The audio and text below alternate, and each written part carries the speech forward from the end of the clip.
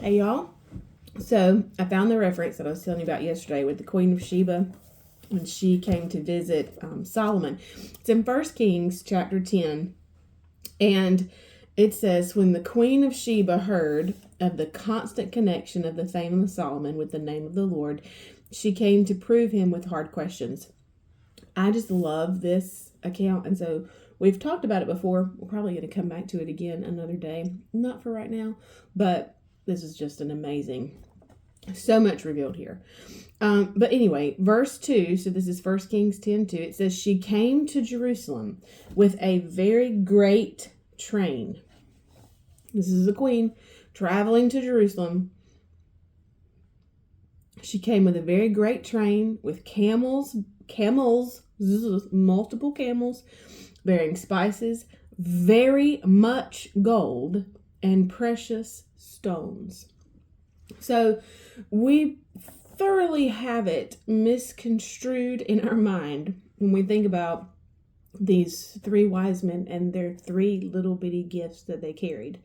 No, they traveled with a great train, with entourage, with servants, and even when Genesis talks about Abraham, and he's still Abram at the time,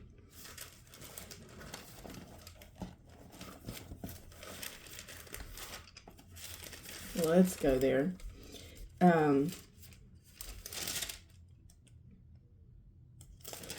In Genesis 12, he said, now the Lord said to Abram, go away from your country and your relatives and your father's house to a land that I will show you. So Abraham departed as the Lord directed.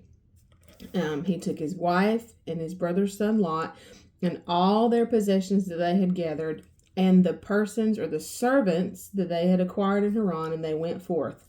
And when you move on, so 13, Abram was very rich in livestock and silver and gold.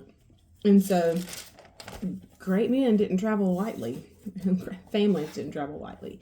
And so think about the commitment that this took for these wise men, these magi, to travel following a star, not knowing where it would lead, not knowing how long the journey would take, but being fully persuaded that what they would find was worth the journey. That what the end result would be. You think about when they saw, it tells us, let's go to Matthew.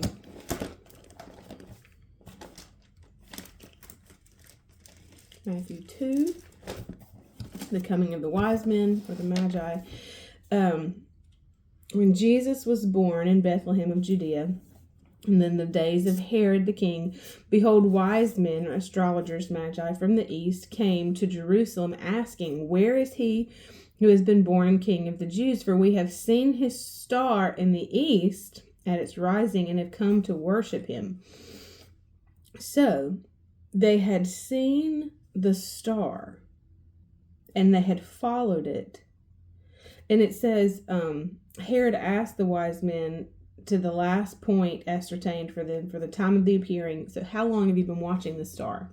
So that he could date back when the king was born.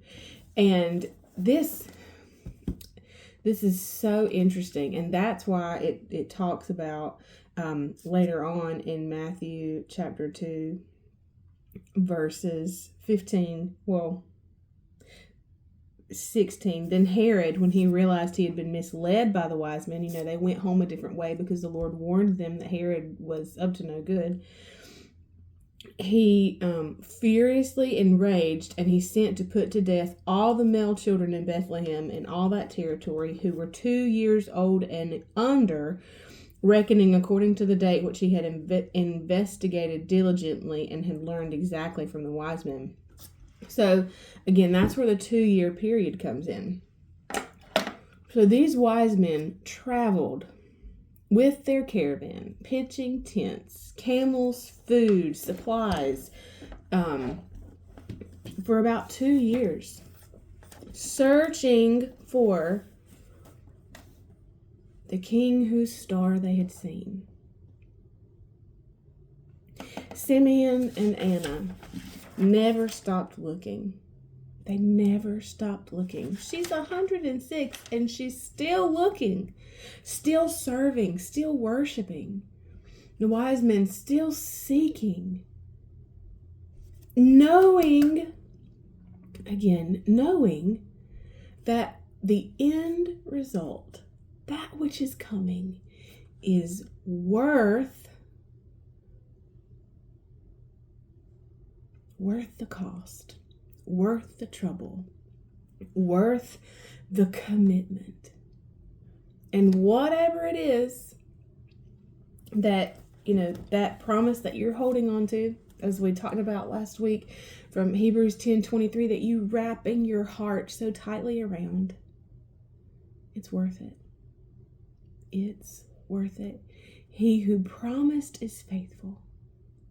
He who promised is faithful. And if he's calling you to a purpose, and he's calling you to his plan and to his goodness and to his faithfulness, y'all, he can be nothing other than faithful. Again, we've talked about Caleb and Joshua in those 40 years while they were waiting. They had received the promise that they would go into the promised land, but everybody 40 and over was going to die because they were not of a spirit of faith. For 40 years, they watched people around them die. Oh, but they knew that God was faithful. All right, we'll pick up here tomorrow. I'll see you then. Bye, y'all.